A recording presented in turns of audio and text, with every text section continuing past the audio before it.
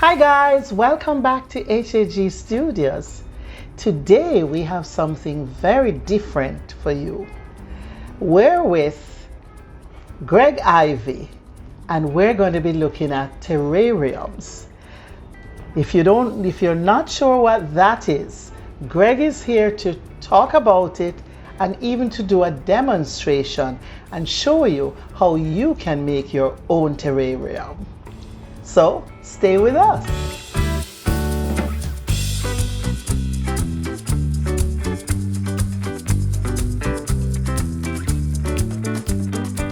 Hi Greg, welcome to HAG Studios. Hi Faye, thank you for having me. It's a pleasure. When I was a teenager, a long time ago, I actually tried to do a terrarium. Really? Okay. Because I used to do a lot of craft things. Anything that looks different and interesting, I tried out. Okay. And a terrarium was one thing I liked doing. I did once. Do you still have it? Oh no, that's too long ago for me to have it. Because I didn't make it. But, yeah. That's because you didn't make it. Yeah. Because they last forever, eh? Well, technically, yes. Okay. So Greg, tell us, what is a terrarium? Okay, that's a question I frequently get. And to put it in the most layman's terms, a terrarium is an ecosystem of itself. Basically, something you set and forget. Yeah. As Jamaicans would say. Once you have it covered and placed, it's basically good to go. Okay.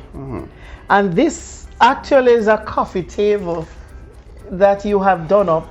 Yes, this actually, is a large terrarium. Unfortunately, it won't be in my possession forever. It actually belongs to someone. But yes, it is coffee table inspired. In fact, it will be placed on a coffee table once it's been delivered. Okay, I thought this could function as a coffee table. Not gonna lie, I'm so sorry, Kimberly, but I've eaten off it already. Okay. And it works pretty well. So yeah, because that's it's very thick glass. Yes, that's the beauty of glasswork and terrariums. They can be multi-dimensional. They're not just something to look at sometimes. You can find unique ways of using them around the home or office. Are terrariums always within glass or? Yes. So a lot of people have a misconception of terrariums. By definition, they're supposed to be enclosed, but a lot of people have what you'd call dish gardens or cactus gardens, which are open, but because of the way they're shaped or because they're in glass, people just call them a terrarium. But a terrarium specifically should be enclosed. Yes. Okay. And by having a terrarium enclosed, that's how the ecosystem is created. Yes. Because you have condensation. Help me now. You have condensation taking place, so the plants kind of like water themselves. Yes. So we all learned the water cycle in school, right? And think of the water cycle within a different space. Yes. So it has the water at the bottom, it heats up, comes up, and self-sustains. And that's why you get these. Yes, that is exactly why. On the glass itself. Think of this as morning dew. Morning dew. Yeah, good. Yeah.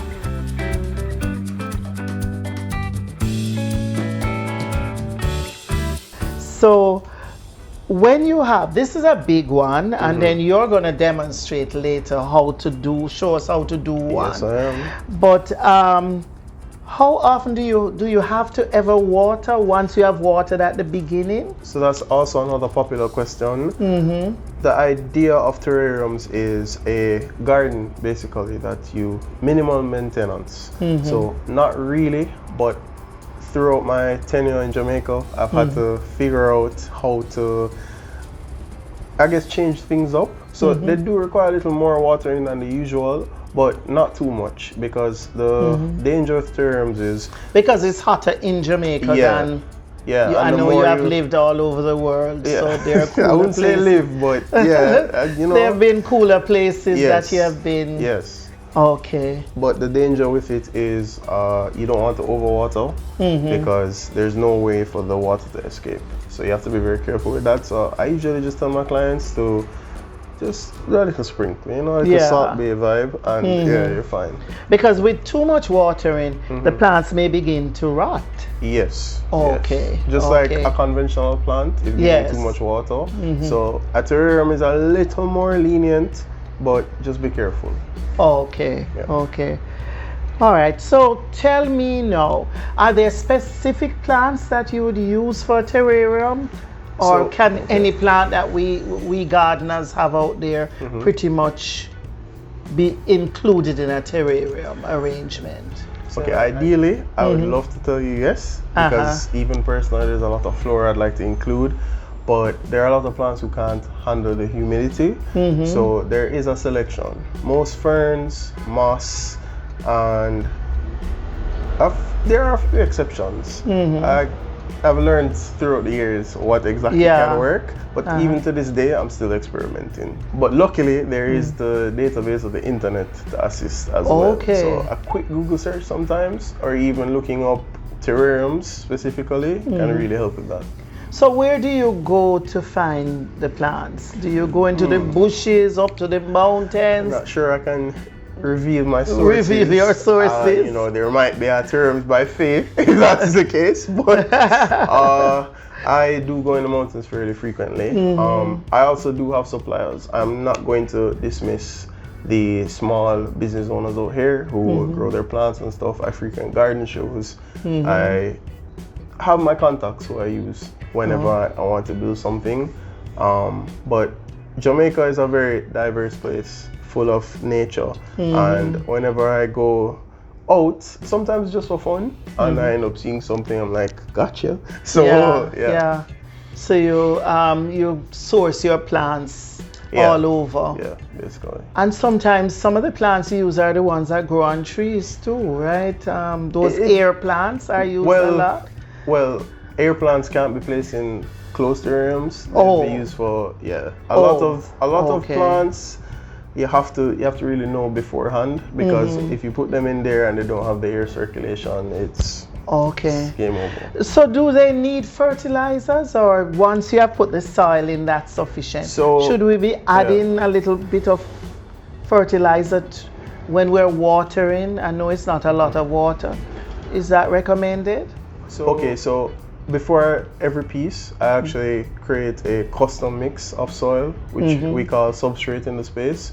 So it's not just a typical garden soil that you plant in. It's usually a mix of garden soil, sand, activated charcoal, worm castings, and what are worm castings? basically worm poop. Oh. They're rich in minerals. So where you get worm poop? I can't tell you everything. You can't tell me everything. So I get some worms and let them poop. Yeah, start your own worm farm and let them do their thing. Okay. But and I also use farm soil. I'm lucky enough to have access to that. And topsoil from farms is very rich in nutrients, so I tend to use that. And I mix it all together, and it basically acts as its own fertilizer. Okay. Yeah. And that stays forever, or do you need to enhance it later? Like your customers now who get a terrarium, you're gonna work on this one, not soon. They would need to add anything to enhance it, or what you put in at the beginning will just work. Okay, so you don't have to. Personally, I would just recommend to leave it as is. I create it so that it can be in your possession without any necessary care per se. And even in that circumstance, they do include a care guide, which I curate for each piece. So this big one will have a different, I guess, care guide than this small one. So yeah, and you can always reach out to me personally or the page. I do have people who will assist. So if there's any issue whatsoever. Because you have a page. Yes, well, pages, but mainly I use Instagram. It's just my preference, but we do have other platforms. Okay. Yeah. All right. Well, we'll put your Instagram No problem. info on the screen. Okay.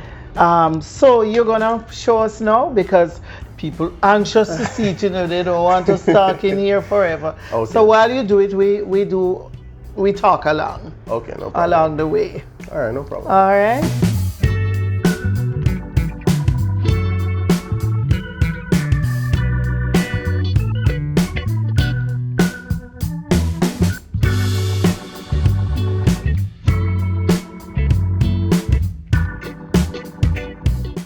Hi everybody, so today we're going to build a very simple bowl terrarium. Now I've skipped the first step already and placed the gravel inside. The gravel is a very important part because it acts as the water barrier for the terrarium. Basically, when the condensation takes place, it trickles down and it settles here and it keeps it away from your plants and it prevents things like root rot or fungus growth. The next step is... This would be similar to us. A lot of times when we're planting in pots, we add gravel to the bottom to prevent, so the excess water goes there. Exactly. So it's similar to that. Yeah. It's basically the same thing. Really. Yeah. The next step is we have our substrate mix. So as I was stating earlier, this is a mixture of sand, activated charcoal, topsoil, garden soil, and worm castings, aka worm poop. So basically we, different angle. Do it, yeah. So we place it all in here, nice and even.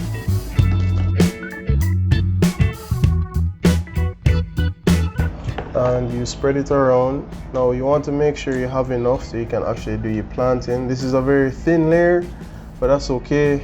It's just a demonstration today, so don't worry about it. All right. But usually it needs to be about how thick?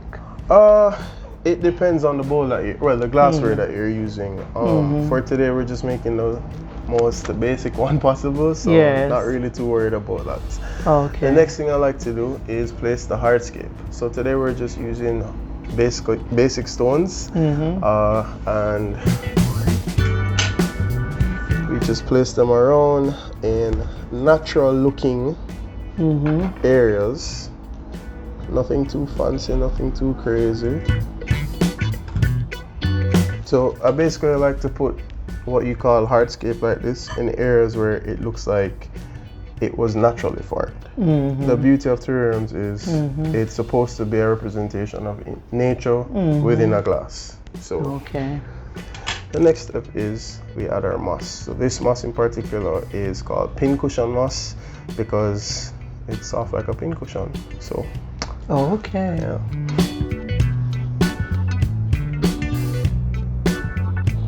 A little known fact about moss, well, depending on who you ask, is they actually don't have a root system, unlike traditional plants. Oh, really? They don't grow roots. They basically adapt to their environment. So you can place it on wood, on topsoil, it doesn't really matter, it will adapt. They just need water and humidity. So it's kind of coming together like a field almost. Yes.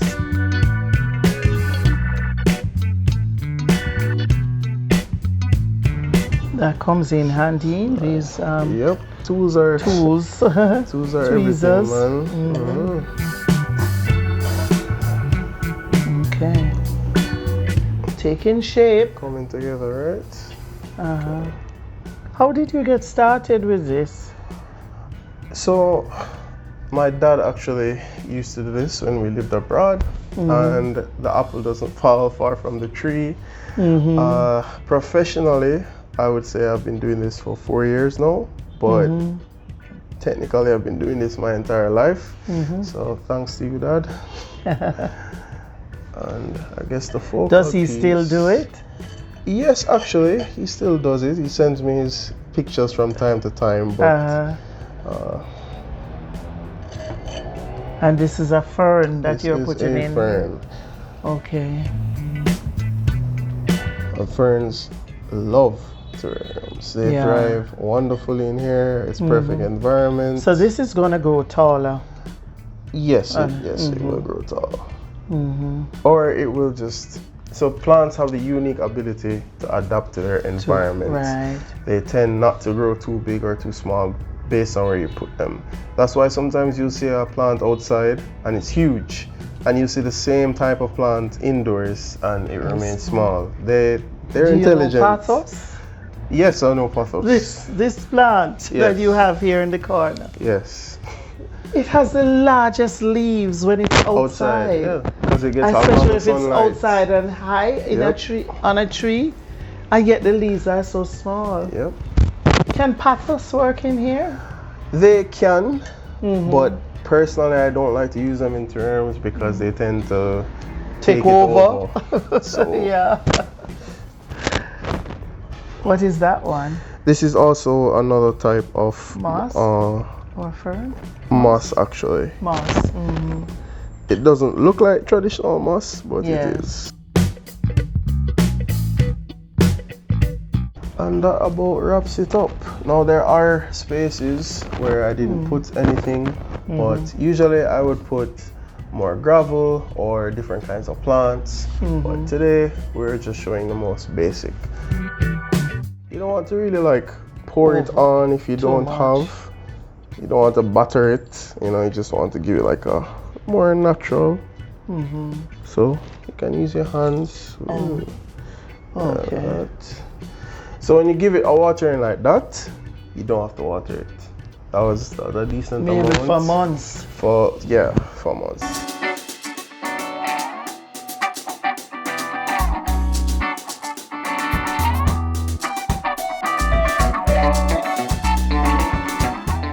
There are also very tiny insects in there that they act as cleanup. So they tend to eat fungi or any other debris, dead leaves. And so you don't really have to do much maintenance. So we don't see them there? They're really small. Okay. Really They small. come in the plants? They come, not in the plants, I usually have them in my soil already. Okay. So, Okay. And they're good to go. Yeah. Okay. And this one, because of the shape, can be viewed from different can be positions. from different angles, positions, and it's the most basic terrarium you can make. Yeah. And there are ones that are a little bit more complicated where you add more bridges and river scenes. Yes. So Yeah. I'm capable of doing those as well, but the creative juices aren't necessarily there today, so I just wanted to showcase something very, very simple and still a pleasure to look at.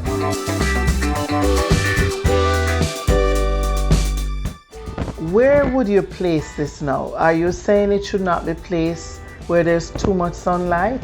Because moss or ferns don't really like a lot of sunlight. My recommendation is always out of direct sunlight. Out of direct sunlight. As stated earlier, a terrarium is an ecosystem of its own. So it has its own temperature, humidity, all that stuff.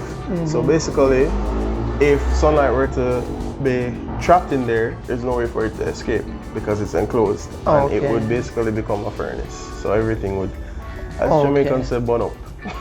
So you want to avoid that. So keeping it somewhere away from a window but not too far because it does appreciate lighting. You need the light. And even if that is not an option, you can always use LED lights. Okay.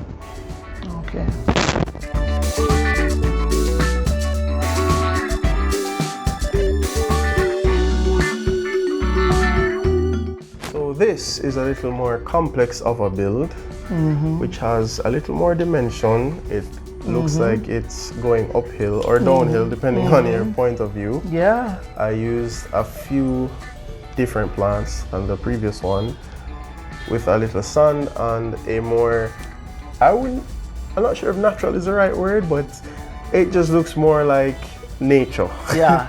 And my client wanted a giraffe included, so I made sure I got that. And yeah, this is just an example of how they can look with a little more time and effort. Yeah. So yeah. Okay, this is very nice. Thank you. And what is in the middle here? So I just looks used, like you could climb up the hill. sand. Yes. You just use sand. Originally, I actually had someone hiking up there, but then they said that they're like a giraffe, so I just switched it up. Okay. One single-legged giraffe.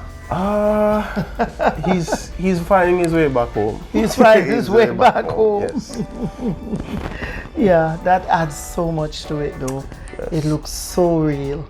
Thank you very much. Yeah. That's always the aim. It's bringing nature indoors. Yes. So. Yes.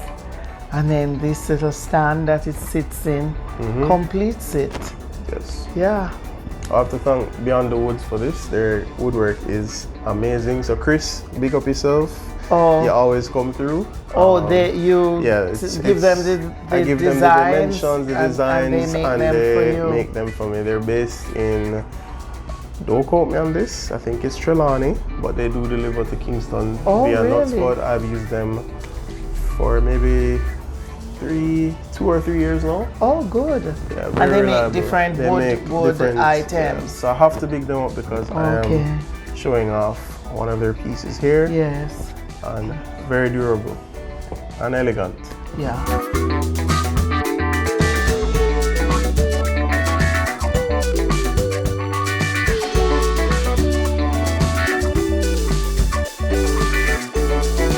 I love these, Greg.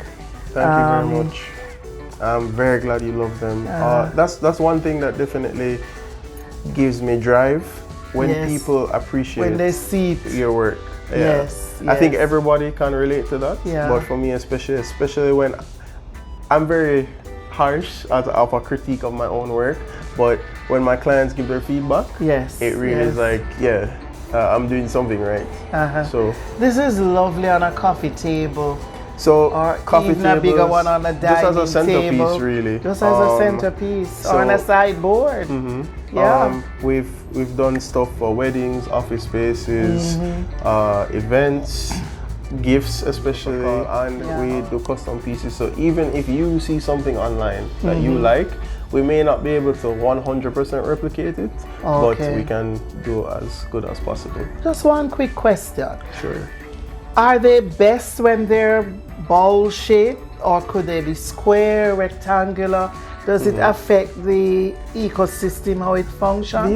The shape of the glass doesn't matter as long as it's transparent. So unfortunately, for all you red stripe lovers, we can't use those bottles. But if you could find a similar shape, as long as it's see-through, then a terrarium could fit in there. So my personal opinion, I kind of like the tank ones more.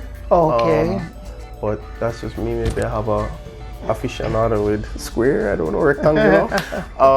But yeah. And I like the the bowls just are more, I guess, they're easier to curate. So the bowl ones tend to be the go-to. I like the soft edges. Yeah. And the fact they have a more feminine touch. Yes. That's probably what it is. Okay. Well, thank you so much. You're welcome. This was fun. It was a good chat. And I hope everyone today learned a thing or two about terrariums. Terr. And spell the whole thing. Terrarium. Terrarium. But you can call it pterodactyl, tarantula, whatever it is that people call it. And it's nature indoors. Nature indoors. Bringing the outside in. Yeah. And lastly, you can find me on Instagram at Terrariums by Greg. I'm also on Twitter, TikTok, Facebook, all the platforms. Everything.